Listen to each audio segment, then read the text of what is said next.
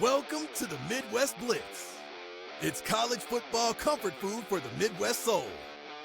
Now, here are your hosts, Coach Drew and Big Nick. Welcome to another week of the Midwest Blitz. Yup.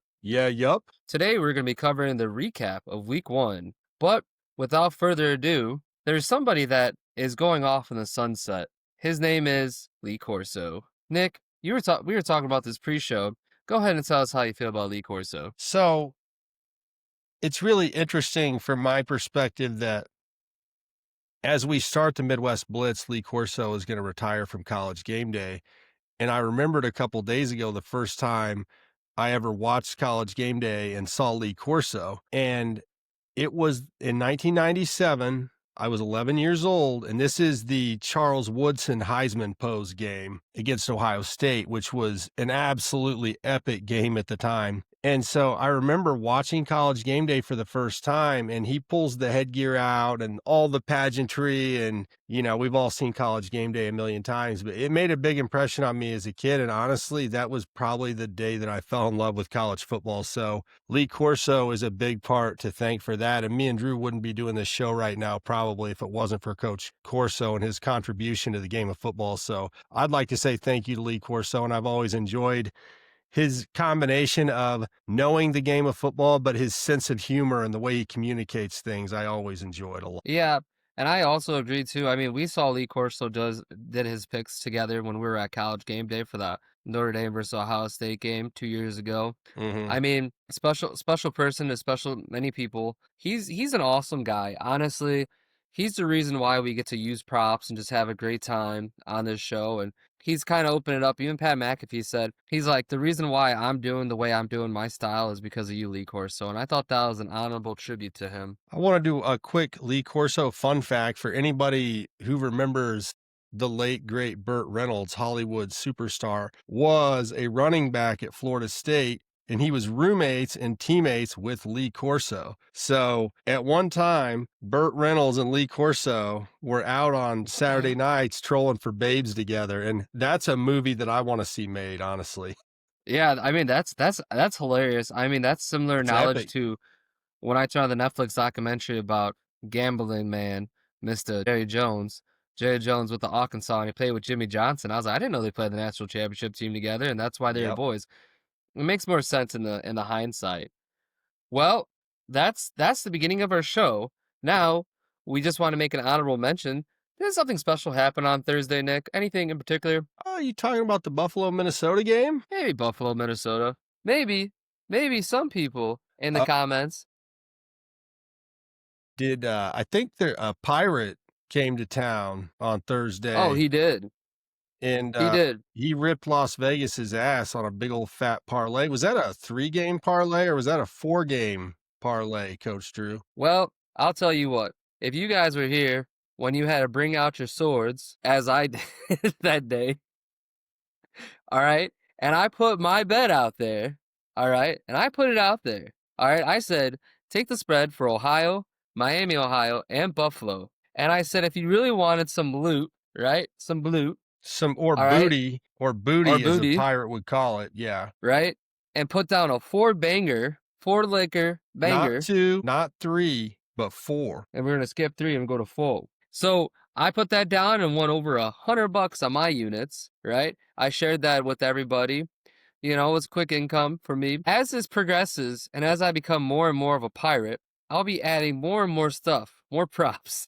Every time I hit a parlay like that. As and Drew continues to hit parlays, he will possibly purchase more weapons to brandish here on the Midwest Blitz. Drew's sword just went erect live on the air for those of you who are not watching visually. He also just slang some gold coins around. It's a pirate's life for Drew right now. If you're watching on YouTube, you just saw it. If you're watching on Spotify, we're going to put the Spotify video. We're going to try that this week.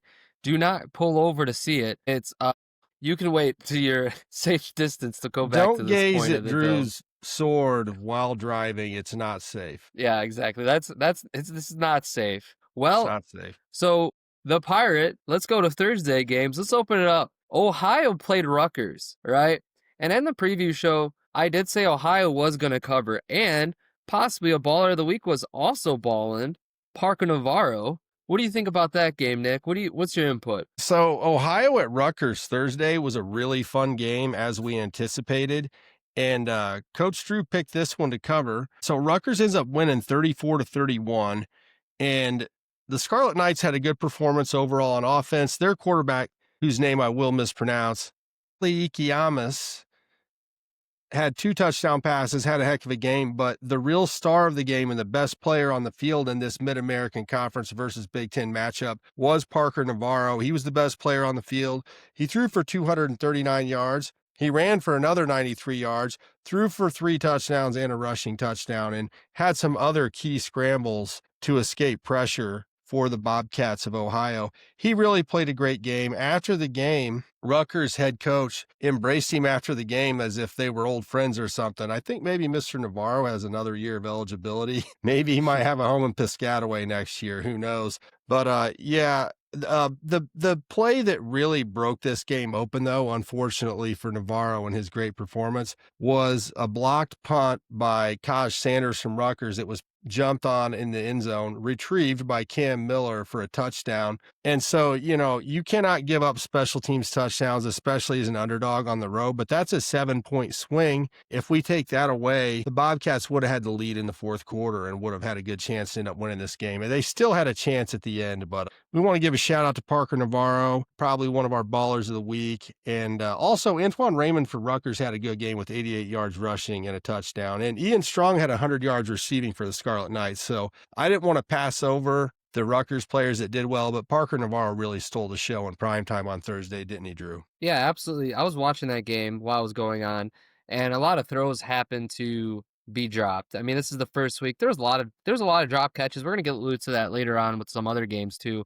But as you're watching this game, Parker Navarro would throw a dime, and then the receiver would drop it. NFL scouts are watching this game, and they're thinking to themselves, late round pick Parker Navarro, who will cap later on in the NFL draft series we'll have later on.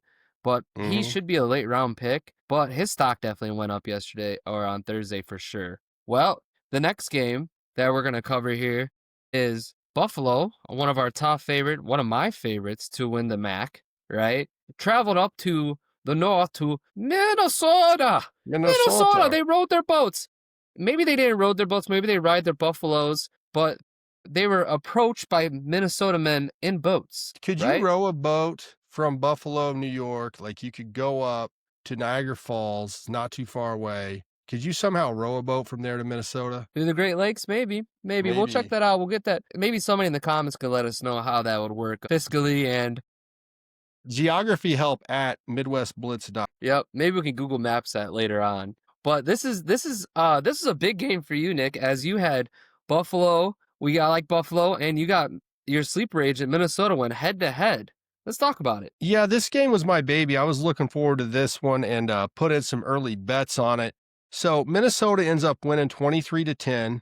So we had this, I ended up getting Buffalo plus 17.5. It opened at 16.5. Had some units on Buffalo Thursday night. The Minnesota defense and run game dominated this, but the game was short and had fewer possessions because of how much Minnesota ran the ball. Buffalo struggled a little bit to generate offense, but Victor Snow, the All-MAC Conference wide receiver, did have 5 catches and a touchdown, and Buffalo linebacker Red Murdoch had 16 tackles. So there were bright spots for Buffalo, especially on defense. They slowed down a really strong Minnesota running game. Darius Taylor, who is maybe the best pro running back prospect in the Big Ten, had 30 carries for 140 yards. Drew, did I say they were going to ride him like a workhorse or what? Yeah, they did. And I also do want to mention watching Victor Snow run that route over the free safety, he was wide open. That's also why we said Victor Snow might be one of those guys who might be a slot receiver going to the next level. Who knows? Yeah, he's a heck of a player. Another bright spot for Minnesota was Drake Lindsey, the redshirt freshman quarterback. He had a little bit of struggles, but he ended up having a really good game. I don't have his passing yards total in front of me, but for a first start against a Buffalo defense that returned 9 starters and is probably the best defense in the Mid-American Conference, had a lot of upperclassmen on it. I think PJ Fleck, although he has some teachable moments for Drake Lindsey, he's going to be happy overall with the performance of his freshman quarterback. Now, whether he admits that to the kid or not is another story. But if I was Fleck, I'd be pretty happy with him. Also, I wanted to mention Devon Easter, one of our favorite players in the trenches. The big boy at defensive tackle did stuff the run, commanded double teams most of the night, and added 4 tackles on the defensive line. Yeah, this Minnesota team definitely looks very well put together. Lindsey looked great. I mean, another possible baller of the week as freshman quarterback coming in and dominating. This Minnesota team, Nick did his homework, everybody. If you were watching that game, you're like, this team might be put together. And again, yeah. Go ahead. I was going to say that the Buffalo team, a lot of people look at it and obviously always discount the MAC, but Buffalo, honestly, this might benefit both teams. Buffalo, if they go on to win the MAC, is going to help Minnesota for the college football playoffs. If Minnesota goes on and gets some big wins later on in the season, right, they're also going to get help from Buffalo getting some key victories. So when you cross-reference this game back to the final college football playoffs, the final 12, we may see both teams in the final 12. Who knows? Wouldn't that be something? If we start off the year with these two teams and then that ended up happening, I would like to see some improvement out of Buffalo's offensive line. I thought they might be able to run the ball a little better than they did with L.J. Henderson, but I mean, Minnesota's defense is tough, and we knew that coming into the game. So yeah, Buffalo needs to do some things offensively, but their defense really honestly looked good. Yeah, absolutely. Well, we're going to be heading on to Arrowhead Stadium in Kansas City, where some fans who might have just bought a ticket to this game to see Nebraska play Cincinnati in the home opener might have been confused. Now, some people may talk about doppelgangers, some might talk about cloning, like Star Wars, there's Boba Fett and Jango Fett, but honestly, if you don't know anything about college football, you were just like, hey, let's go buy this ticket, it's Thursday night, let's go and see it. They're like, why is Patrick Mahomes playing quarterback for Nebraska? They might have been a little confused. Why is he running out onto the field? Is that Patrick Mahomes wearing 15 doing the little jit dance outside? Or even when he's like calling the defense and he's like flicking his hands and everything like that? Did Patty Mahomes grow his hair out a little longer? Is he collecting NIL money at Nebraska right now? What's going on here? But no, that was not. That was the clone, Dylan Raiola. Yep. And let's just say Nebraska fans are not excited. As we saw on our TikTok, we also have a TikTok, the Midwest Blitz, where we share clips of the show.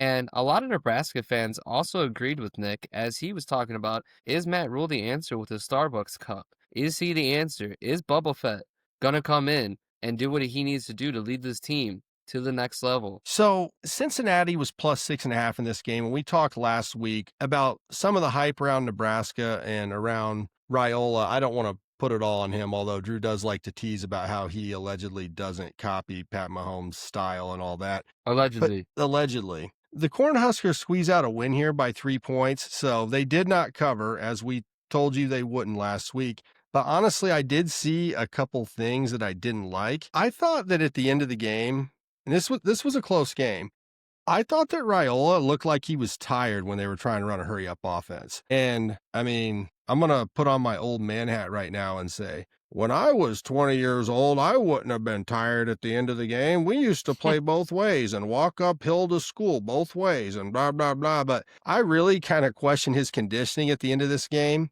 He did throw for 240 yards and 2 touchdowns. His stat line's pretty nice. And then Hunter and Dane Key each had a touchdown reception. One of them on the right side of the end zone was pretty sweet, actually. I can't remember which of those receivers grabbed it.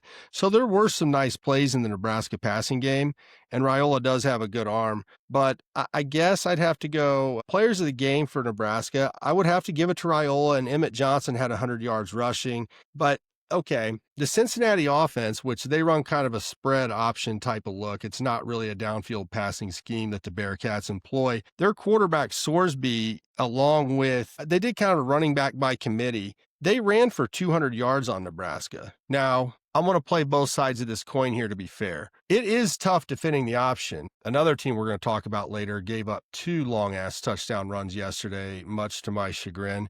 But Nebraska was not really able to slow down the running game of Cincinnati. Now, they didn't give up a lot of points. What was the final in that game, Drew? Oh, which one? I'm sorry. Cincinnati, Nebraska. Was it 20-17?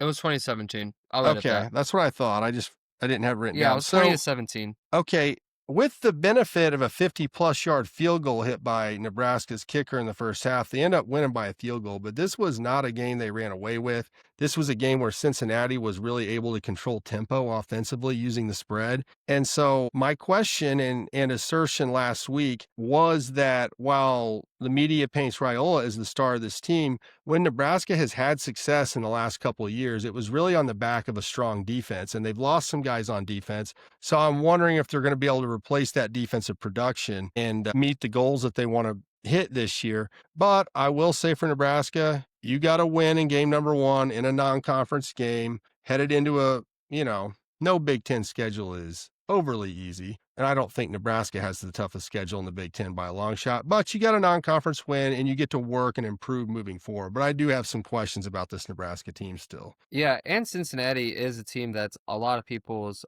sleeper. It's a stepchild of the Midwest Blitz, as we don't talk about them as much as we do Iowa State. But Cincinnati is supposed to be this team that's supposed to be on the rise up. So again, if Nebraska, like Minnesota, is going to make a run in the college football playoffs, Cincinnati needs to continue to win. That's what happens in these non-conference games. And so whoever you play, you hopefully beat them, and then you hope that they make a run. So when the college football committee looks at your strength of schedule and everything, you get bonus points so you can make it into the Final 12. Because that's being heavily advised this year, is they're looking into strength of schedule. And if you're playing Powder Puffs, in these games, it's going to be very interesting to see the landscape of how that's going to change moving on. Well, that wraps up Thursday, and now we're going to head over to Friday. Just some Friday bleeps before we get to the Western Michigan against Michigan State. Illinois blows out Western Illinois. Alden Meyer did a great job there as Illinois' ranked, so they're starting off 1-0. Another interesting tidbit, Army got upset at Tarleton State. A lot of people were shocked there. They paid them to come in and win. This is similar to the NIU beats Notre Dame. Nick is going to give us some insight of some of the Army. I think maybe some of the expectations for Army coming into the season are a little unfair. They lost their quarterback last year, who was the workhorse of their offense, along with their running back, Kanye Udo, who transferred to Arizona State to hopefully for the Sun Devils replace the production from Cam Scatterboo, who went to the NFL. But so Army's got some things to figure out, losing their primary running back, which in that option offense, he's considered a fullback. But so losing Kanye Udo and the quarterback they had last year is a pretty big deal. So I know that Army was the favorite in that game, but I kind of expected them to have some bumps in the road early in the year. And that Army versus Navy game is going to be very different as Navy's offense has changed a little bit. They were in the spread, which is weird, and they were throwing the ball pretty well. So that's going to be interesting to see later down the line. Yeah, Horvath was slinging it around on the highlights I saw over the weekend for Navy. Yep. So let's head over to Western Michigan against Michigan State, another sleeper agent team that Nick is following very well. So I think that Michigan State moving into next year in particular is going to be a really dangerous team. So the Spartans held the Broncos to 29 total rushing yards the other day.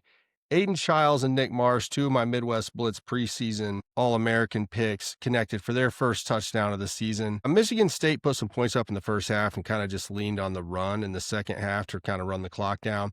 But I think that Sparty has to be happy with holding an opponent to 29 total rushing yards. Now, I know that included some tackles for loss and a handful of sacks. I think 2 or 3 sacks they had. So net rushing yards was 29 for the Broncos. So Michigan State's going to be happy about that. They got everybody in and out of there healthy.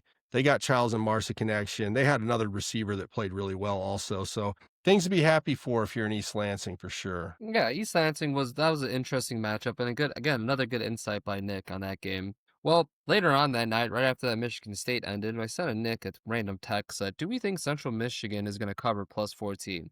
Nick responded, "Don't text me at this time." No, I'm just kidding. That's not what really happened. But wouldn't that be funny if that's how we talk outside? I may have been on the football field when he texted me that on Friday night. He said, "I don't got time for your games. I don't got time for pirate schemes and booty chasing." All right. Hey, Jack Sparrow, if you want my insights on college football picks, you need to make an appointment. Exactly. Well, this degenerate, after the halftime, I looked at it. I said, Central Michigan is playing very good against San Jose State. They came in after halftime, looked like a different team, and I did bet the spread. It was still plus. Central Michigan ended up winning 16-14. So, sometimes I might just post some random tweets about games that you guys should track. I'm going to call it flash bets. and just let you guys know about insights of something that I see that I might think that I'm going to throw money on. Anytime I put a flash bet, it's something that I'm going to put a unit on, not just me saying some random things, but something that I would actually put some skin on and will. And then I'll So post if it. we tweet live bet team A, that's because we're actually putting money on it too. Yep. We want to lead you guys astray. Well, that wraps up Thursday and Friday. Now we head down to the shoe. Now, this one had a lot of controversial videos. We had like a WWE SmackDown on our TikTok as Michigan was fighting Ohio State. Michigan's not even in the WWE match. Then we got Texas coming at Nick about IU. There was this crazy stuff, misinterpretations. Everything was going crazy. It's just like a normal viral video, Nick. We Go did ahead. have Let's start off. So I made a reference last week about crowd noise at Ohio State and how it could be a problem for Arch Manning and the new look Texas offensive line. I thought it was a pretty reasonable, neutral comment, but some whiny ass Texas fans were offended because they thought I compared the Longhorns to my Hoosiers, which is not what I was doing. I was just giving an example of crowd noise being difficult, but that's offensive to some snowflakes from Austin and the greater Austin area. So we wanted Yep. to touch on that. I don't want to hurt your guys' feelings by making you think that I compared your team to an inferior team that also made the playoff last year. And inferior as they may be, I wasn't making a comparison between Indiana and Texas. I just said it was going to be loud. I can tell that, the offense that Texas brought yesterday, which was basically zilch, I'm sure the crowd noise didn't bother you guys at all. So I apologize for bringing up crowd noise to the Texas fans. I hope you guys aren't mad anymore. Yeah. And again, I defended Nick because I'm the one helping with the social media right now on that end, on the TikTok end. And I said, well, this is called the Midwest Blitz. So that's why we make Midwest references, which they didn't respond because then they're like, oh, wait, I should have looked at what the name of this channel is and what they're all about. Because I'm not just in there posting random TikToks saying Johan or whatever the guy named for Philly's coming in to strike out just to get views. I'm actually, doing everything correctly in the search engine optimizer, adding the correct tags and everything. I'm not just putting like man falls off cliff and then you like find out we're talking about college football. So again, that's just there. Back to football talk. Go ahead, Nick. I do want to let the Longhorn fans know we feel horrible that Arch Manning didn't do shit. It's not our fault though, and we weren't rooting against Texas, so I'm not rubbing it in, am I, Drew? Yeah, no, we're not. Julian Saiyan, in this game in particular, Julian Saiyan went Super Saiyan. I texted Nick, I showed him Goku turning into a Saiyan, Super Saiyan, and I said, that's gonna be Julian Saiyan. He's gonna get an anime deal or something, and it's just gonna be elite. He Not went off. Yeah, go Not ahead. so fast, not so fast, my friend, as Lee Corso would say. I'm pretty sure Saiyan threw for 126 yards. So let's not hand Arch the Heisman yet, and let's not hand it to Julian Saiyan either. But I think we should put some respect on Carnell Tate for receiving that touchdown pass that was a good read, but not a perfect throw. And Carnell Tate, often overlooked, as we're always talking about, the great Jeremiah Smith, as everyone else is, who actually kind of underperformed and had a couple drops that I was shocked by. I want to give Carnell Tate a shout out. Donaldson was grinding out on the ground. Wisner for Texas had 16 carries for 80 yards. I would say that he was the engine of that offense, if you want to say that they had an engine. Parker Livingston, that was a nice touchdown catch. A couple other receivers that I thought they might get more out of. Who's Arch's boy? Windsor. Okay. So there's no other way to say it. Arch looked like a rookie yesterday. He missed some layup throws. He did look confused. He looked like he was having trouble reading defenses, which, they do have a pretty damn good coordinator that they got in there in Columbus this year. So this is not to pick on Arch, but I think the expectations for him were a little high because of the family name. And, he's going to be fine. He's going to be a terrific player. I did see one play. Drew texted me and I saw the same thing. I believe he had a guy on a crossing route in the end zone who was open. Like there was a good throwing window there. And Arch looks right past him and chooses to make a more difficult throw to the outer third in like the front end of the end zone. You've got to take the easy throws first, but he's young. He's still learning. On the Buckeye side of things, Sonny Styles and Caleb Downs combined for 14 tackles, which they were somewhat quiet compared to what I expected and predicted, although Styles did almost have a great interception that they went to replay on and they took it away from him. Some Buckeye fans told me they thought it should have been a catch. I actually was never able to find the best angle to tell whether it was a catch or not, so I don't have an opinion, but Styles and Downs were active in pass coverage, 14 combined tackles between the two of them. Arvell Reese had a sack. He's a guy on the defensive line that they're really excited about in Columbus. And Jermaine Matthews, I had an interception. I believe that was a corner route that Arch tried to throw, if I remember correctly. So Yeah. let's pass out some game balls, Drew. You good with that? Yeah, stat correction. It's also Wingo. I'm sorry about That's that. it. Okay, yeah, Wingo. That's who we were thinking of. Windsor and Wingo. I told you guys I'm not good with names, so don't hold it against me. I'm going to give a game ball for Texas to Quintravion Trey Wisner, who had 16 carries for 80 yards, and they were hard-fought yards. That Ohio State defense has replaced some of those NFL guys they lost that we talked about last week. So the 16 carries for 80 yards was hard-earned. If NFL scouts watch that game, they definitely see that this kid's not afraid to run between the tackles. On the Ohio State side, I got a game ball for Carnell Tate because that touchdown that he snagged from Sayin was huge. I got a game ball also for Arvell Reese that had the sack. That was a huge play. But my main game ball is going to go to the Ohio State Buckeyes offensive line, who kept their quarterback clean. There were no sacks. I felt like Arch got pressured a lot more than Sayin did. So, I mean, up front, I felt like that was key. Ryan Day, I think he even said something in a post-game presser that they could have opened the offense up a little more with those stud wide receivers, but they wanted to try and protect their redshirt freshman quarterback, and they did a great job of it. So why ask him to do too much if you don't have to? The main important thing that comes out of this, there's no real losers in this game because if Texas gets their offense on track, they're going to be a college football playoff contender. But the prize in this game, well, the prize for us was that we got to see a really highly anticipated fun game at noon on Saturday to start the season, which is awesome. But the prize for the Buckeyes is this win is going to score them a lot of points when it's time for the College Football Playoff Committee to come together and start handing out seeding and talking about who gets home games and who gets a bye and all these type of things. So really, a lot of these week one games, I think this mentality is changing, but people think, oh, well, it's a non-con week one. Like, how much does it matter? Well, it matters for Ohio State that they won this game, and it will when the seeding comes for the CFP. Yeah, absolutely. Now, one of my game balls, you gave out a lot of game balls. It's about the same amount of game balls I would give out to the same people. One of the game balls I would give out is I'm going to do something. Some people say I look like him, but I did mistakenly give him not the props, Matt Patricia. Okay, if we're talking about doppelgangers, I'm going to put my pen in here. It's funny, I actually do this when I'm in class a lot, so hopefully nobody calls me Matt Patricia, but a lot of people say I look like Matt Patricia. So the reason why I'm giving him the game ball, he brought in this defensive style that's the NFL.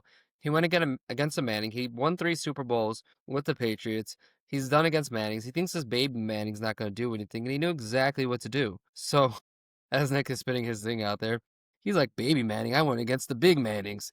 What is this guy going to do? I 100% promise you that a guy like Patricia... Yeah. I'm sorry. Go ahead. Yeah, go ahead. 100% promise you... Done.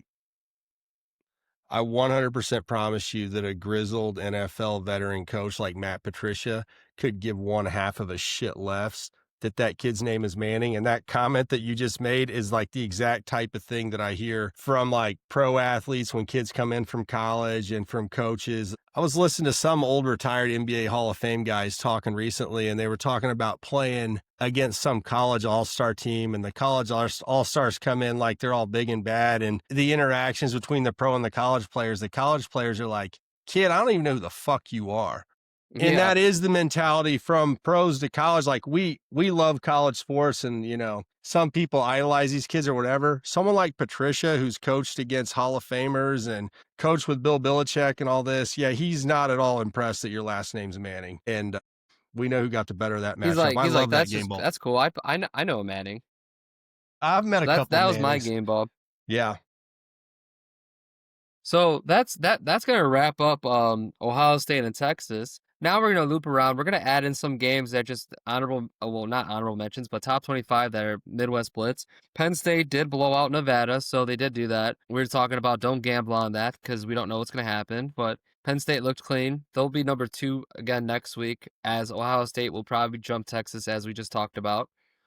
Which Ohio State will be like, we were supposed to be there in the first place. We're not going to get into that, though. We got to keep going with the show. Then Oregon beat Montana State. That's another big win. They're also going to start 1-0. Not big win, but win. Win's always a win. Win's a win. I wanted to mention a big win that because they put a bunch of points on the board, didn't they? It was big in that respect. Yeah, that's what I was going to. I wasn't going to say that Montana State's going to help Oregon get into the college football playoffs. But I do want to mention, I thought it was funny. Dan Lanning, I was telling Nick about this. Dan Lanning was talking about how the wide receiver, freshman wide receiver, as we talked about, they had wide receiver problems because not showing up and doing correct things. Freshman wide receiver goes up, takes a really good tackle, takes about 15 yards, correct tackle, pancakes him in the end zone. The running back scores a touchdown, doesn't even celebrate his touchdown score, celebrates the pancake in the end zone. Dan Lanning talks about it, and he goes, yeah, he blocked his ass off. Unfortunately, he blocked the wrong assignment. And that's why we love college football, because the coach is like, yeah, that was cool, but also missed his assignment.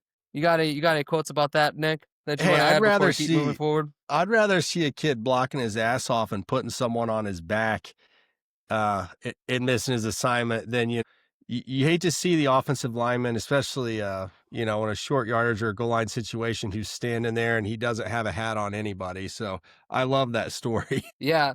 And then we also, this was just found out, I just found this out recently as going through TikTok. We added this one late into it, so I'm just going to cover it real quick. Northwestern did lose to Tulane, but the coach from Tulane was upset because they requested to wear their all-white uniforms because right after Katrina, they wore the white uniforms. They wore the green helmets today. And this is the 20th anniversary. 20th anniversary, and right. The head coach is like, that's what you're going to get. You're going to get a team with a chip on their shoulder. And Northwestern, again, then they get pooped on because everybody's saying that they're the worst Power 5 school out there. So Purdue, congratulations, and Kent State. Northwestern just went below you guys. So we do have some people moving up and down the horse races. Congratulations, Purdue and Kent State. I'm just glad they're not saying it about my Hoosiers anymore. Yeah, exactly. But that was his little tidbit. Now we're going to cover, we didn't cover this in our pregame because we didn't think it was going to happen. Me and Nick went back and forth about this. I said, do we got to cover Alabama against FSU? Those are two blue buds. And what did I say? Nick said, Florida State is 2-10, Drew. Why the hell are we going to cover this? It's Alabama. Roll Tide. Blitz, Bama Blitz. No, he didn't say that. We're not pro SEC. But I was just in the voice, and I thought I was Brian Kelly for a second, giving some voice acting. So yes, we still don't like Bayou Brian. Don't worry, we'll get there, folks. Don't worry. We're not happy either. We're not happy. Alabama get upsetted by FSU with the Seminoles at home. Castellano backed his shit up. My God, football is back. We ready to have a huge upset.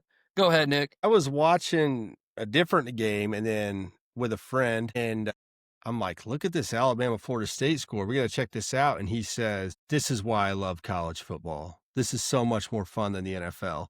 Because you rarely get the kind of upset feel, that you get, especially early season college football where we don't really know the teams. And that is what makes it exciting. So, I consider that like stealing money. We try to find all the best matchups here on the Midwest Blitz, and we do focus on Midwest teams. But when something fun like that happens out of conference or kind of outside of our area, we will put a spotlight on it. Yeah, absolutely. Yeah, I just thought it was funny. Alabama's in panic mode, and Saban's trying to figure out what went wrong, even though he's not even a coach. So we also want to give honorable mention games, spotlight ideas. Kansas State, number 17, almost lost to North Dakota. So during my fantasy draft, that game was on in the background, and they almost got upsetted because we were also watching the Michigan and New Mexico. We're about to touch on in a second. But Kansas State from Farmageddon goes against Iowa State. Looks good in Dublin. Comes out flat. So just want to give you a heads up. That's not going to help them when it looks like strength of schedule and head-to-head for the college football playoffs. They did get a win. They are going to be 1-1, but that's all I got to say about that team. Also, my fifth pick, NIU, the Traders of the MAC, also did not play good against Holy Cross as they only skid away with 2 games. Also want to mention that game, honorable mention. Another thing that I just want to mention, USC did put up 73 points. Notre Dame fans, relax. It was the children of the blind. We're not that. Just want to let you guys know. But USC did score 73, and we do have to say positive things about that. Maybe Lincoln Riley figured it out finally. Okay, going to Michigan. Michigan 14 beats New Mexico. New Mexico had a couple trick plays. Nick, you want to touch on that before we get to our next one? For one thing, yeah, the trick plays were really fun in that game. They were on the goal line once, quarterback under center, and they rolled the ball between the quarterback's legs back to the running back, who picks it up and hits the tight end on kind of a pot pass. Also, it was fun. The debut of Bryce Underwood was fun. I see the promise. I see the potential. I see the play concepts that they're trying to use to move him around in the pocket and employ some misdirection where he can get outside the pocket and have an opportunity to run should the defense allow him to. But they weren't like running him into the teeth of the defense where they're going to get him hurt. But they're going to make you account for him as a potential runner. And his ability to throw on the run, Drew, I think is my favorite thing about this kid. I noticed it when I watched his high school tape. Now, a lot of kids, you're scouting football, basketball, baseball, whatever. You see kids do a lot of shit in high school. And when they come up to the next level, it just doesn't look the same. I mean, I've seen a lot of all-star high school basketball players who shoot well from three-point range, and then they get to college and they become a bricklayer all of a sudden. So we don't know that that's always going to translate. But with this kid, I think it does. I mean, he's comfortable throwing on the run. He throws a nice spiral. He moves around. Dude, he spins it. So if I'm a Michigan fan, I was watching that part of that game with a Michigan fan, actually, I'm pretty damn happy about what I saw from Underwood. And you know Ohio State's like, oh, here we go. Let us know in the comments section how you feel about that, Ohio State fans. Yeah, actually, we'll clip it again, and then you guys can find it in the comments section on TikTok. So, yeah, New Mexico, there was a lot of times when people teams travel to Wisconsin, even Big Ten, because a lot of people have to experience it. But when you go to Wisconsin, they do the fourth quarter jump around. There was this instance where they did the lights on, lights off with Michigan in the game, and New Mexico was like, whoa, is this college football? Is this what it's supposed to be? Because New Mexico hasn't been predominantly a college football team, but they're in the big house. There's so many people in there. They're flashing the lights down and up, down and up. They choreograph with all these random people, and it just was awesome. I just want to add about the New Mexico and Michigan game. All right, so you want to talk about Purdue actually spotting 31 points against Ball State and actually did a job for once? Hey, let's give the Boilers credit. Ryan Brown threw for 300 yards and 2 touchdowns as the Boilers stifled Charlie Cardinal's RPO offensive attack. It was a strong performance. I mean, one of my questions was, would Purdue be disciplined against the option? And with a new roster, new coaching staff, we really weren't even sure as fans and analysts who the starters would be going into this game. So I think if you're a Purdue fan, you have to be really happy about this. I was listening to part of this game on the radio. Sounds like the Purdue people are happy about it, and they should be. My concern from this game, and I didn't get to watch much of it, so I don't want to, if any Purdue fans or anybody that watched it want to let us know in the comments if I'm missing something here. The only thing I was concerned about when I was looking at the box score here is that Devin Mockabee, who I think a lot of us assumed he's their best returning player, he had 14 carries for 60 yards against a Ball State defense that's kind of undermanned. So I was wondering if that was just Ball State being really stiff up the middle against the run, or if maybe blocking assignments weren't getting picked up by Purdue. But like I said, I tried to watch as much of that game as I could. And it was like every time I turned it there, I was hitting a commercial or somebody was punting. And the punting was mostly Ball State punting. But yeah, let us know in the comments how you feel about Mockabee getting 14 carries for 60 yards, because I kind of expected him to bust out a 100-yard game against the Cardinals. Yeah, that Cardinals team does not look good. Chirp, chirp, but that's about as good as it gets. We love you, Cardinals. All right, so, yeah, we love you, Cardinals. I'm going to cover here. This is one of the games that I was covering a lot about. It was the Toledo versus Kentucky game. Toledo versus Kentucky covered the spread. It was +10. They got 8 when I betted on it, when I told everybody to bet on it, and everybody appreciated that. I was very hot on my MAC picks, by the way. Jiminy, red hot. I mean, you absolutely annihilated. When I was telling my buddy all the MAC picks that you hit, he was like, how many? He didn't even believe me at first. And then I ran down the list and told him, and he was like, holy crap. And we got our receipts too, showing it that I actually won. Yep. So yeah, I guess playing in the MAC and playing in the college football game, I just know what teams and how they build them in simulation after a couple of years, because I used to run the MAC with Toledo, which is why I'm covering them right here against Kentucky. They wore their all whites, their white helmets, their white jerseys. They looked clean.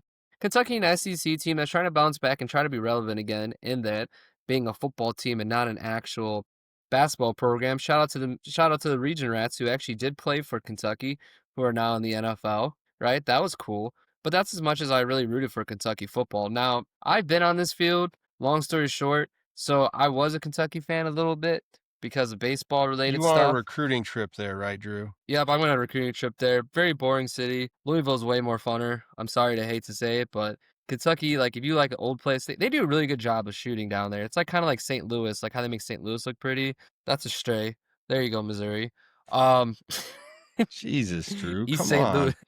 It's like we're talking about Kansas again. I don't know if you guys knew this, but Drew hates Kansas, and I think he hates Yeah. people from Kansas. It's like a strange prejudice that he has. I don't hate people from Kansas, but Drew does. And anyway, it's drippled, it's drizzled and kind of flooded its way into Missouri, and we're just, I'm sorry to the state of Somebody Kansas call and me a the state of Midwest Missouri. tornado. Sorry, guys. They are in the Midwest, Drew. You know that, right? Yeah, I do. So Toledo started off kind of sluggish. They're also one of the teams that we're looking at. Besides Buffalo, that's going to be favored to be into the MAC championship, which we'll be covering later on in the season. Toledo's defense, I was really happy. There was a couple things. I'm going to go back and forth. So everybody, bring out your pens. We're going to go back and forth real quick. So on defense, they got a pick, right? That was huge. They had a peanut punch fumble. Peanut Punch. Now, Peanut Punch was by Agent Tillman. If you guys didn't know this, he's actually part of the FBI now. I'm a Bears fan. Charles Peanut Tillman, former great Chicago Bear. Yeah. So they had an interception, a peanut punch. This defense, I tell you, this defense right here is looking really good. And on top of that, they also forced a safety. Now, this is against Kentucky and Calzada, who is a grown man. This is his 7th, 8th year. I don't know. He's been in the college football for a while. He's probably not going to the NFL. But he's been around for a while.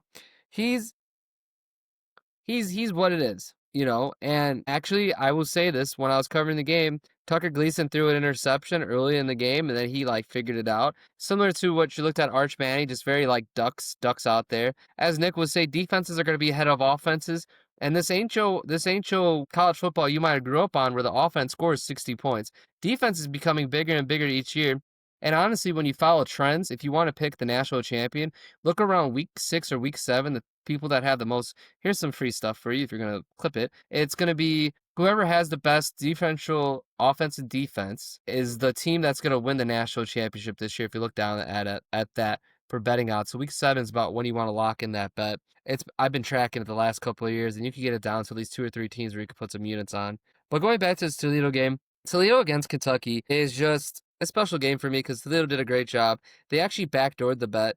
Tucker Gleason does a great job. They get the ball back with about 3 minutes. They go down and score against Kentucky. And I'm sure anybody who had Kentucky covering was very frustrated. Tucker Gleason just basically pants them and pushed them over. That's as much as I got for that game. Great job, Rockets. And if you guys missed our preseason All-Midwest Blitz team, me and Drew do think that Tucker Gleason is a dark horse to make an NFL roster next year. He's got some size and some arm strength and some moxie for sure. Yep, absolutely. Now, I'm going to pass the ball like John Stockton to Nick to cover the IU number 20 against Old Dominion, the Monarchs. So I don't think anybody was paying attention to this game because I think Alabama, Florida State was going on. There was a lot of games that were perceived to be more interesting. Old Dominion was kind of a thorn in Indiana's side for a minute. So Monarch quarterback Colton Joseph had 2 75-yard touchdown runs against the Hoosiers. The first one, I believe, was the first play of scrimmage for Old Dominion. And so they run that, it's called the veer and shoot style of offense. It's a wide spread where they'll run wide bunch trips to one side with a solo receiver on the other side. And they're just going to play games with you. And if you give them numbers to pass the ball, like if you have 6 guys in the box, they're going to pass it. If you put 5 guys in the box to try and cover all that space they've created out wide in the passing game, they're going to run it. And this Joseph kid for Old Dominion is fast, man. They ran a read option, and the IU defensive end, it was the defensive end the second time that blew his assignment, and I think it was the first time too. They weren't sound and disciplined with their option responsibilities. So this kid scoots. I mean, he gets outside the tackle box when the defensive end doesn't tackle him, and then he just goes straight vertical. On the second one, All-American cornerback D'Angelo Pons almost ran him down from behind, which shows how fast he is. Yep. Hold on, the NFL draft is calling us. If I had to guess, if I don't edit this out, Mr. Borgman right? Bingo. Was calling. Our friend That's Tyler. our Notre Dame. Our friend That's our Tyler, Notre Dame who insider, knows, everybody. our Notre Dame He's insider letting us know that our friend, podcast has to wrap up soon. who knows that we're recording a podcast, decided to call, I'm sure with some very essential information about what shade of navy blue and gold Notre Dame will be wearing when they You're face about to Miami. you're about to see some magic as we're about to cover Miami and Notre Dame in the same podcast as we're getting called about it. It's Tyler like called to let us traveling. know what Marcus Freeman had for lunch this afternoon, or some other great information he gets from Irish Sports Daily, which is like the best Yeah. sports news site of all time. It's compared to Germany's propaganda in 1939. Everything in there is factual. There's no lies. Leave it to a Notre Dame fan to fuck up my IU breakdown. Can we have just a minute on the show? I don't want to give you too much Indiana stuff. Just a minute. Fernando Mendoza in his Hoosier debut, I meant to say Fernando Mendoza. He threw for 193 yards. Mendoza. He threw for 193 yards, no touchdowns, no interceptions. I felt like they were in the red zone one time. Old Dominion stopped us on the goal line one time. Signetti was being stubborn. He blamed it on the offensive coordinator in the press conference, but I do think he's in charge, so I'm going to go ahead and blame him. Sorry, Coach Sig.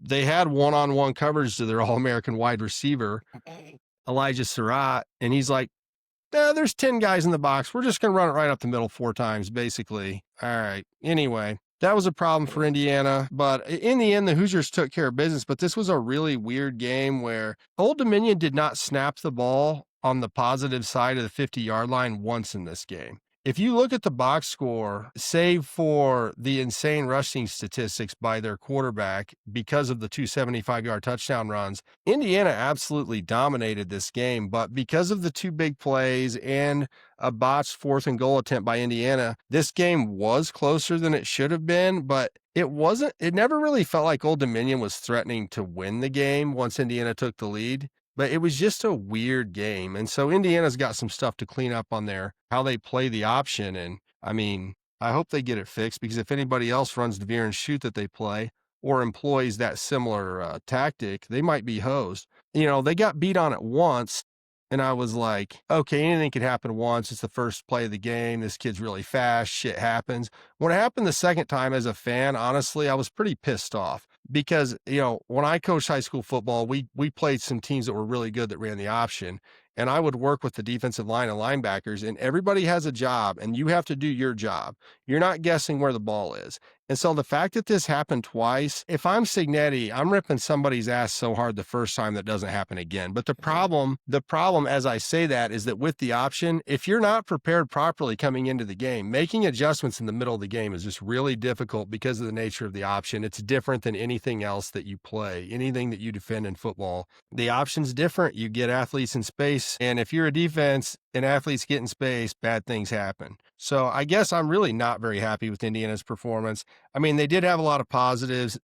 Transfer running back from Maryland, Roman Himby, had 100-plus yards. Kalon Black, who's one of Coach Signetti's James Madison guy, he ran for 90 yards. The UAB transfer, Lee Beebe, who's supposed to be our power back, he ran for 70-plus yards. D'Angelo Pons, all Big Ten safety, Amari Farrell, and 38-year-old transfer from Ole Miss, Mr. Moore at safety, had an interception. He's not really 38, but he is in his 6th year of college football. There's a lawsuit pending with the NCAA. We won't get into that again right now. But so we had our 3 best defensive backs all recorded an interception, which is positive, but you cannot get beat on the same thing twice as a defense the way they did. That would not make me happy if I was Signetti, and I'm sure he's not, but they got to clean that shit up. Yeah, absolutely. Is Francesco, and Mendoza, how do you say, senior? No, he has another year of eligibility. He's a junior. I believe he might be a redshirt junior. He has 2 years of eligibility, although some people are already projecting him to be a first-round draft pick. We'll see how that goes. He looked all right. He didn't do anything too bad. Just, first game with live bullets being fired. He probably could have done a couple things better. And Signetti talked about that in his press conference. So another game that we hit on the gambling side, which was the late game Saturday night, the Utah Utes went to Los Angeles to the Coliseum to face the UCLA Bruins and laid a 43-10 beatdown on UCLA. So the Bruins as a whole did not tackle well in this game. And Nico, the transfer from Tennessee, how do you pronounce it, Drew? Is it Nico Amalivia? Is that how you say Yeah, I it? believe so. That's what he did to Tennessee. I'm gonna get up and leave you. So Kyle Whittingham's Utes put on a show in a 43-10 beatdown. The total offensive yards in this game were 490 to 220. And so Utah is going to be a fun team to watch and a fun team to follow this year because they brought in Coach Jason Beck from New Mexico, and he brought Devin Dampier, who was supposed to be considered more of an option quarterback, whereas Nico's supposed to be considered more of a pro-style, pro-level prospect at 6'6" with a big arm. But when we look at the passing numbers, this option quarterback to pro-style quarterback comparison doesn't really hold up, since Dampier threw for 206 yards to Nico's 136 yards on 11 of 22 passing. Dampier was 21 of 25. As far as rushing yards, Utah ran for 286 yards to UCLA's 84. This Devin Dampier is a maestro and offensive coordinator Jason Beck's spread option attack. They're going to be really fun to watch. I do want to make a note that Isaiah Chisholm did have 17 total tackles for UCLA. He was all over the field making plays. Another fun fact about this Utah team is you may have heard of Spencer Fano, who's an All-American offensive tackle for them. I think he's going to be a first-round pick in next spring's NFL draft. But he has a brother that plays on the defensive side of the ball who plays defensive end, and he had 5 tackles and a sack. It's always fun to see these stories in college sports where you have brothers that play on the same team. So moving forward out of this, I think some people, including me, suspected that Utah would be a very legit contender in the Big 12 this year after having a down year last year. And we'll see if UCLA can pick up the pieces, study some film, and improve after this game. Yeah, absolutely. And we also covered on the game, didn't we? For sure. Yeah, I mean, that was one of my go-to picks last week. I know that the LSU pick didn't work out for me, but this one covered by a mile. The spread was 6.5, and Utah won by 33. So Yeah, and I wonder if by Tuesday, when this recording is out, that I'm gonna leave is ready in the transfer portal. He tends to like to do that when the pressure gets on. oh boy, sorry, Bruins fans. Well, this game was my failure of last week, which I'll touch on more here in a second. This was a game that I picked and was totally wrong, and let's talk about what happened, why I think it happened, and all that. So LSU defensive coordinator Blake Baker is the highest paid assistant coach in college football, and he earned his paycheck on Saturday night.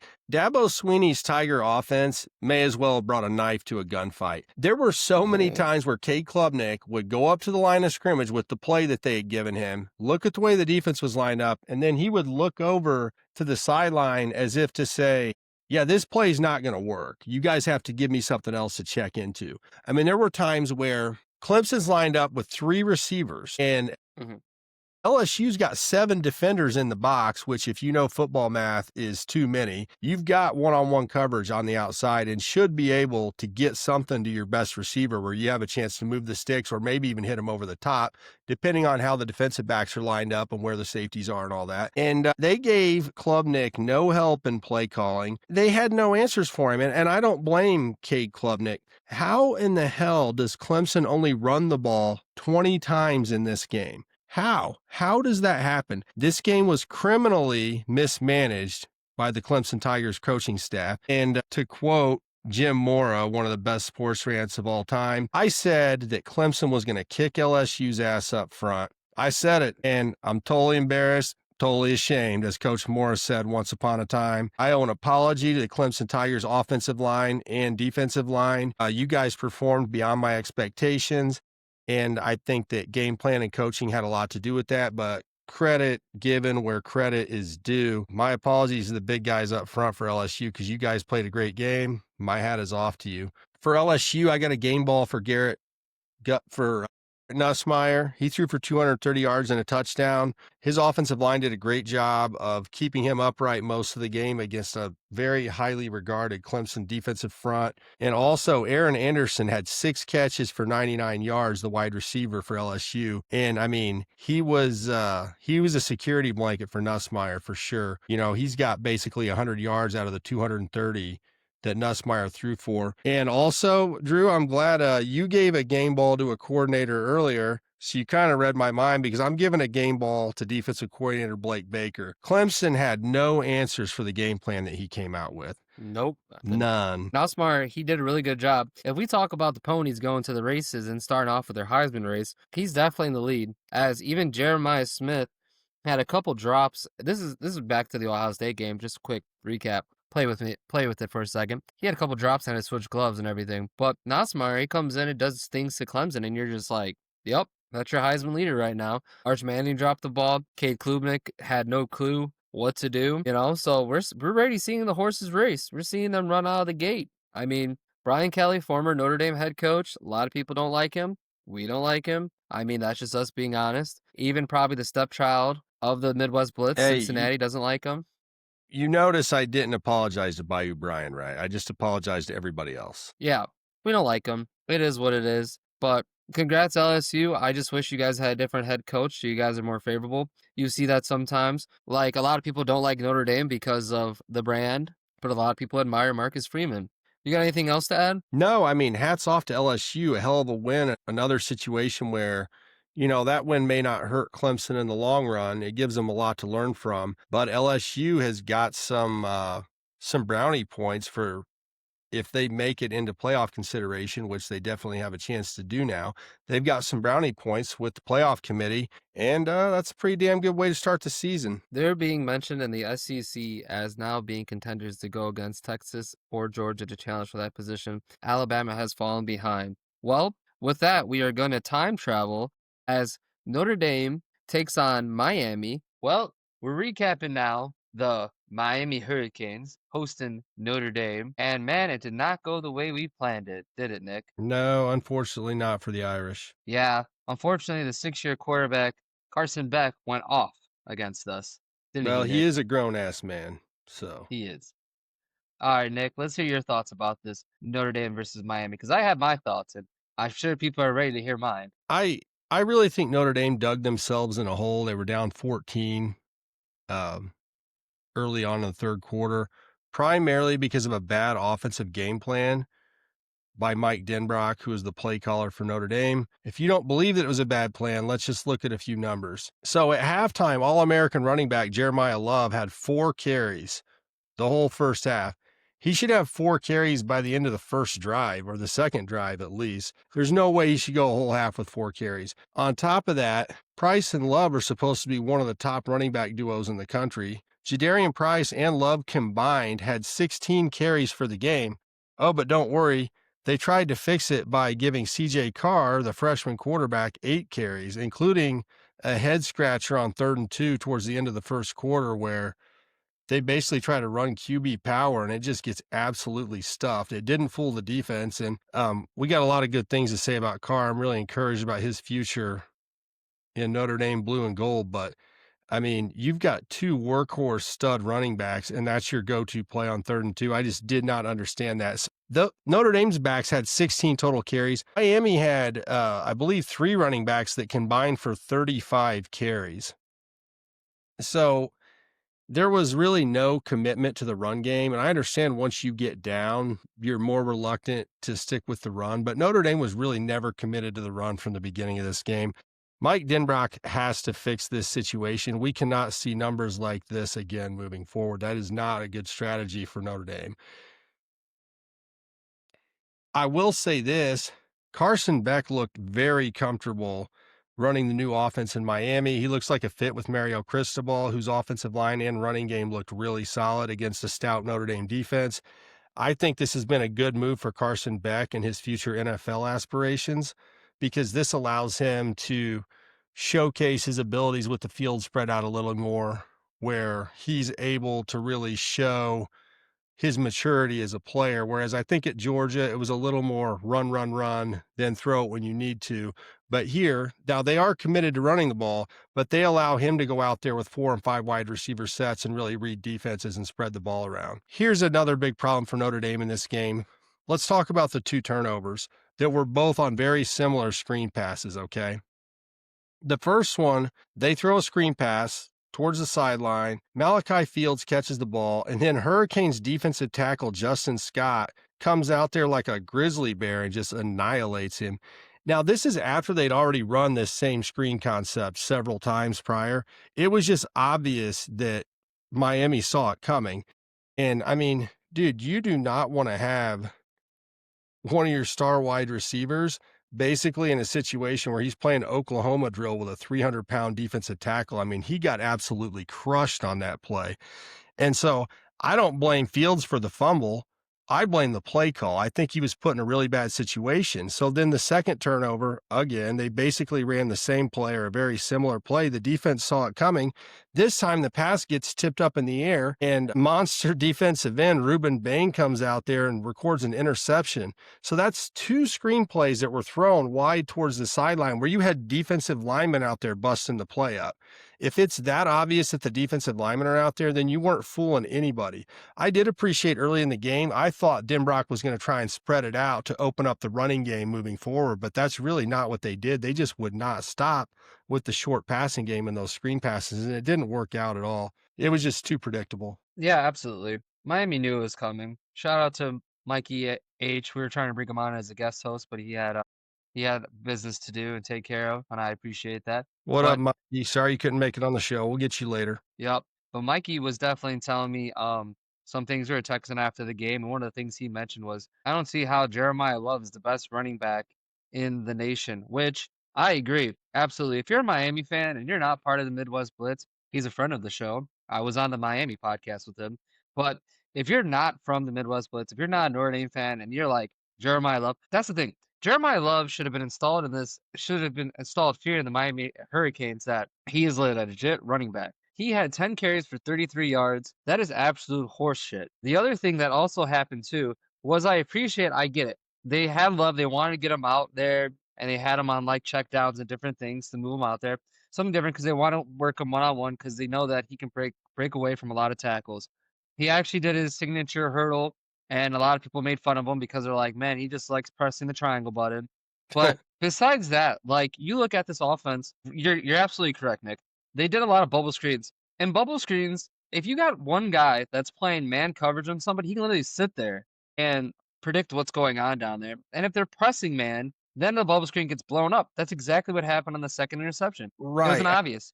After they had run it several, sorry, Drew. After they had run it several times, you could see the alignment was there where they were prepared for it. So I don't know why you don't check out of it and just hand the ball off or something. Yeah, the stack was there the whole time. Somebody was mentioning that it was possibly an RPO.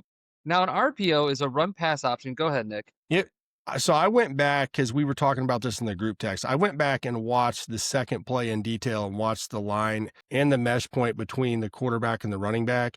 The second one was not an RPO, but live, it's hard to tell the difference. Now, the first one maybe was, I'm not sure, but the second one definitely was not. It was a design pass, and I think Miami knew it. Yeah, and with the RPO, there is some chaos. You got the lineman moving. You got the running back who can possibly take, so it's run, pass, option. So there's 3 plays that are going on right there. And the one play, like they don't even do anything. It's a design play that goes there. This reminds me of the Mike Martz offense long back in the early 2000s, where he would tell people, this is where the ball's going. You have to throw it at this time or the play doesn't work. CJ Carr listens because he's a young freshman dog, literally throws it right on time where it's supposed to be, and chaos erupts. And then everyone's coming at CJ Carr when it wasn't his call. He was just doing what a good soldier does and follow orders. Yeah, exactly. CJ Carr deserves no credit for that interception, and Malachi Fields doesn't deserve any credit for that fumble. I mean, there's no way you want to put a wide receiver in a position where he's getting tackled in a phone booth by a 300-pound defensive lineman. I would like to give some credit, though, to new defensive coordinator Corey Heatherman at Miami. He has immediately upgraded this secondary group, which was considered the weak link on the team last year. And this is what I heard from Miami people, that they really weren't that good in coverage and they really couldn't tackle for shit last year. And I thought they looked pretty solid last night. I mean, they adapted well to these screenplays and this whole spread look that Notre Dame tried to throw at them. And the front 7 for Miami plays fast, physical, and violent. I mean, you've got defensive tackles tackling screenplays towards the sideline, defensive linemen getting interceptions, QB pressures by Ruben Bain and Hakeem Mesidor seem to never really stop throughout the night. I mean, Notre Dame's offensive tackles had a real handful with those 2 guys, and I think we're going to see those guys playing on Sunday. They only combined for 2 sacks, but there was a bunch of QB pressures, and there was another sack that they were both in on towards the end that will get wiped out of the stat book because of intentional grounding, but really there was a 3rd sack there. On the bright side, for Notre Dame. I am really enthused from what I saw from CJ Carr last night. That kid is an absolute competitor. There was a coach I used to listen to at a sports radio show, and he said, you can tell if a kid's a winner and you want him on your team by looking at his eyes. And when I see CJ Carr, even after bad plays that didn't go his way, he looked pissed off and ready to get back on the field and make a play. I love everything that I saw from this kid in terms of his poise, his composure, and his effort, and I think he's got a bright future for the Fighting Irish. And also, Malachi Fields made one absolute highlight catch last night. I really like that pickup. Drew, do you have anything else to say about Mr. Carr or Mr. Fields? Yeah, Carr failed to hit Pauling, and he failed to hit Greathouse and design plays. I would hope that by next time we play, which is in week 3 against Texas A&M, we can replace some tight end screens with maybe some screens Ritas that we ran earlier to Pauling, who has absolute speed from the slot, or even Greathouse, who's a dog. Like, there's a couple plays, and even to your note, Nick, CJ Carr, he's not the fastest quarterback. He can move. This is a thing that we were actually talking about in the group chat, and many games that we watch besides Notre Dame, is they want to run quarterback design plays, right? And a lot of times the quarterback sits there and he acts like he's gonna throw it, and then he just starts running, right? You do that too many times, you're taking risk. He needs to learn how to slide. Is one of the things I took away from that game. Learn to when not take hits. He has a lot of health on him, but if he keeps taking those hits, we're gonna have a long season, and Minchie's gonna have to be ready to go. Another thing I have to mention too is those plays should be replaced with Jeremiah Love carries, William carries, and there's so much more. Like, it's bad when the announcer is saying, why aren't they giving it off to Love and doing these plays? Like, if I had to give a game ball for this game for Notre Dame, I'm not even giving it to anybody on Notre Dame. I'm giving it to the announcer who had a better idea and a better set to play against Miami as far as, like, game scheming. I mean, that's terrible. We have handed out 2 game balls this week to coordinators. Are you saying that Mike Denbrock's not going to get one? No. He's gonna get coal. Probably was gonna get for Christmas at this rate. Well, that's about all I got for this game. There's so much more we can dig into, but is it time to get to Ballers of the Week? I'd like to go into some Ballers of the Week. It might cheer us up after talking about this Notre Dame loss. Yep. So when you guys hear this, now it's time for Ballers of the Week. Our selections for top offensive skill players from this past weekend. Ready to put some points on the board? Here we go. All right. So you just heard it here. We got Ballers of the Week.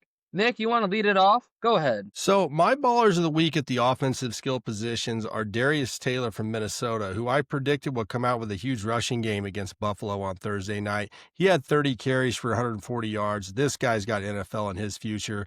Darius Taylor is an absolute dog. Runs between the tackles without fear, lowers his shoulder, lays the boom. He could beat you for a long one, but he's not afraid to go 3 yards in a cloud of dust and have a fist fight with you in the box. I love Darius Taylor. My other offensive skill player of the week is Parker Navarro for Ohio, who had a great game against Rutgers we talked about earlier. 300 plus yards, 4 total touchdowns.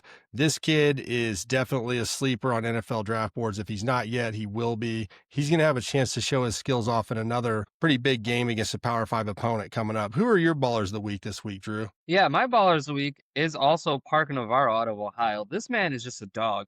He was playing against Rutgers. I almost had 100, and almost was trying to get a 6-year eligibility we were talking about earlier after the game. Parker Navarro is just a dog. He might be a late-round pick. Who knows? His slot might go up a little higher, but it's hard to really tell because when you're in the MAC, right, you don't get as much love. As we've seen MAC quarterbacks not get that much love in the past, right? Ben Roethlisberger got a lot of love in the past, though.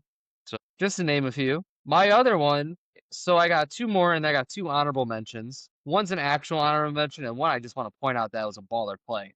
So my second one is Julian Super Saiyan.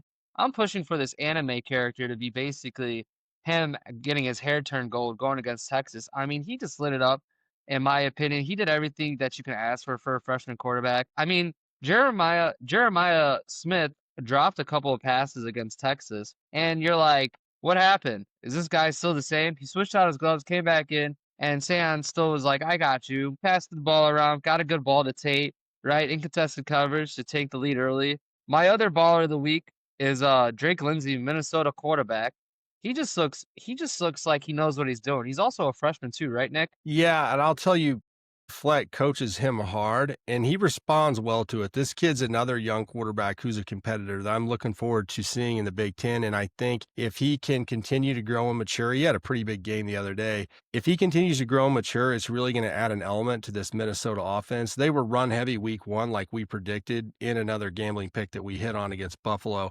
But as Lindsey grows and matures and is able to connect with tight end Jamison Gears, I think that offense is really going to grow. Yeah, and my honorable mention is CJ Carr. Now I added him last second. He did everything he needed to in his freshman start, and he looks like he has really good movement. He looks like he can throw the ball really well. But again, that's just an honorable mention we got cooking for CJ Carr. Another one is a baller play, not necessarily a baller league, but a baller play, is a new Iowa quarterback Gronkowski.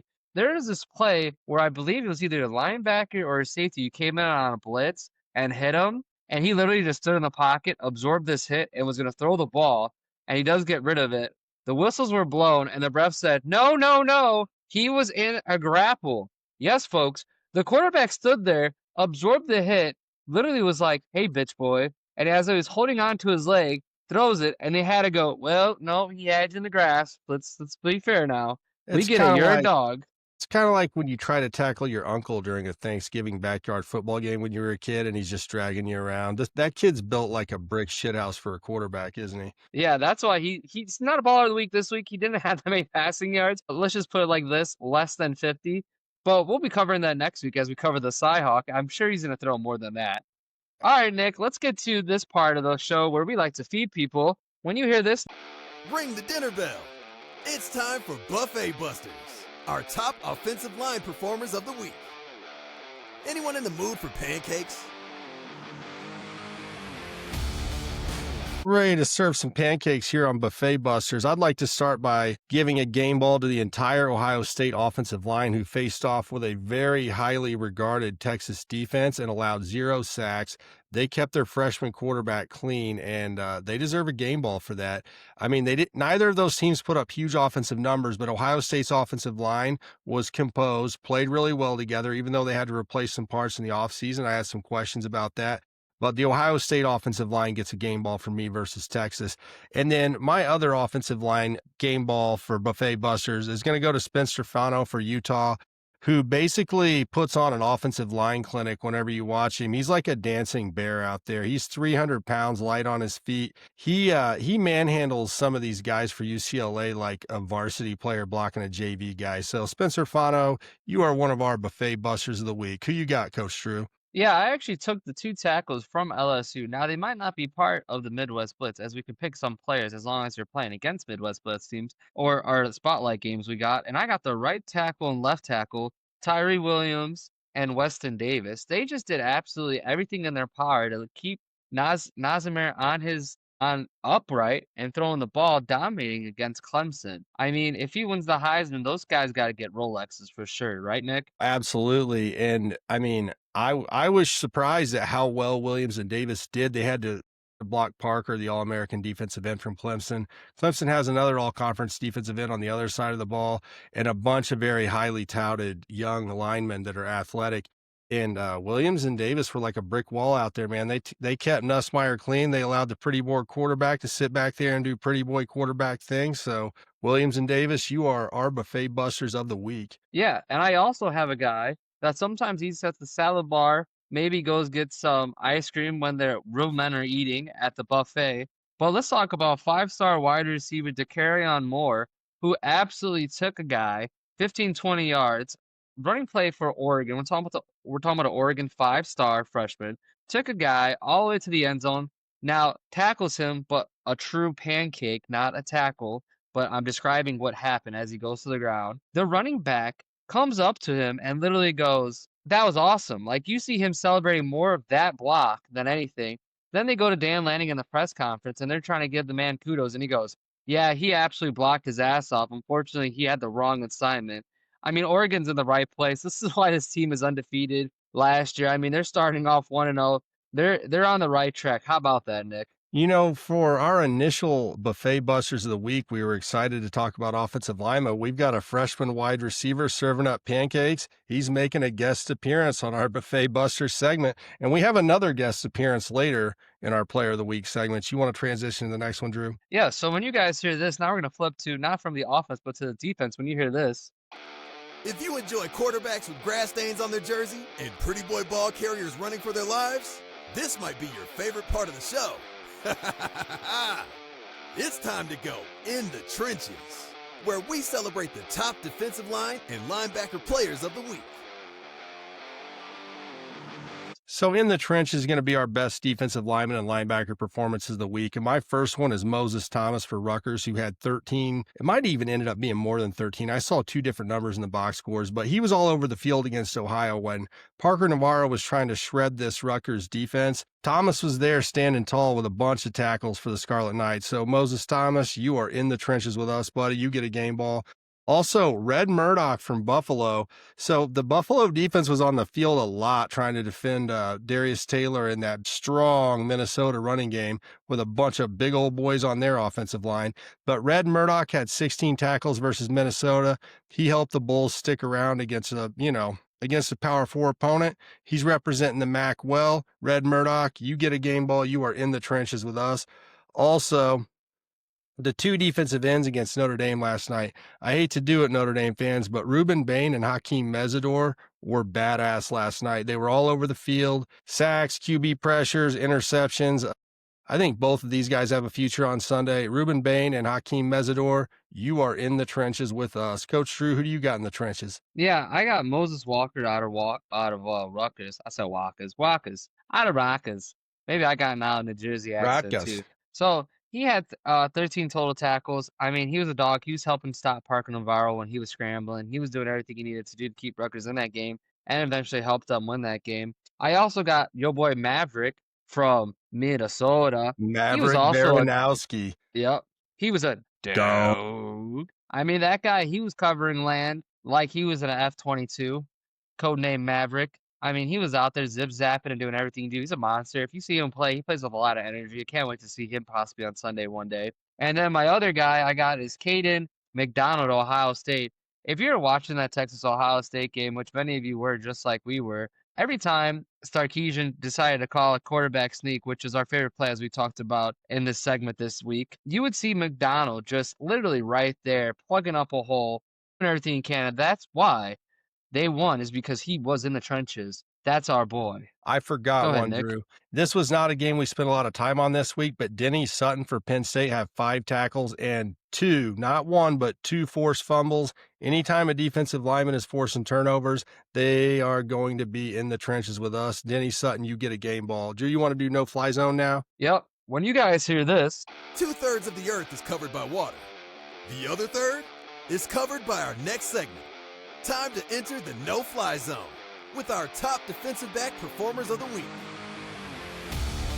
So I believe Big Ten Defensive Player this week goes to Preston Zachman from Wisconsin, who had 2 interceptions against Miami, Ohio. Don't throw it his way or you're getting picked off. Also, a huge play for Nebraska in their game against Cincinnati. Deshaun Singleton forced a fumble that led to a touchdown late in the second quarter that really gave the Cornhuskers a lot of momentum in that game. Turnovers lead to points. That's what coaches want to see. So Deshaun Singleton, you are in the no-fly zone with us. You get a game ball. I also got the Indiana Hoosiers defensive backfield had 3 guys that had interceptions, including a diving one by D'Angelo Pons, the preseason All-American. So Hoosiers defensive backs, you are in the no-fly zone with us. You get a game ball. And then we're going to do a little guest spot again. We had a wide receiver guest spot in Buffet Busters with the offensive lineman. We got Michigan edge rusher TJ Guy getting an interception the other day. We also had Cole Sullivan and Brandon Hillman for Michigan. So we got a trio of Wolverines and a trio of Indiana Hoosiers this week in the no-fly zone. You guys, Michigan Wolverines, TJ Guy, Hillman, and Sullivan, you get a game ball. You are in the no-fly zone. Drew, what do you got? yeah, for my guys, I also have Preston Zachman, Wisconsin safety with 2 picks. I mean, he's a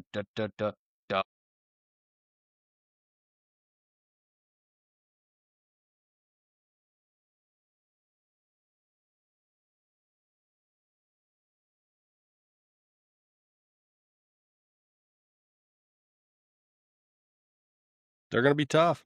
Then I also have to tip my hat to future first-round pick D'Angelo Pons, cornerback out of IU. When the ball goes his way as a quarterback, you just close your eyes and hope your guy finds it. That's all I got to say. I'm going to give a quote from Mr. Pons real quick that I saw in the preseason interviews on Big Ten Network. They asked Pons, who's not the biggest guy, I think they list him at 5'9", they asked him what's his approach to covering bigger wide receivers, and he said he likes covering bigger wide receivers because they're a bigger target to hit. So D'Angelo Pons, again, you are in the no-fly zone, my friend. Yeah, absolutely. I think that covers up everything we need to talk about in week 1. How about that, Nick?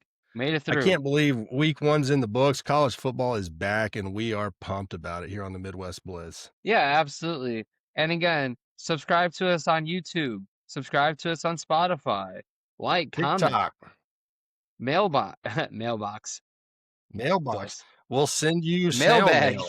Mail. Yeah, mailbags. Mailbags. Send us. If you guys have any questions or anything, let us know, because we're always trying to answer your guys' question. Our TikTok people, I'll definitely clip some stuff for you guys. Hopefully see you guys soon. We're growing on there pretty fast. Also on YouTube Shorts, you can catch us basically on all social medias now, as we're working hard to reach you everywhere in the Midwest Blitz.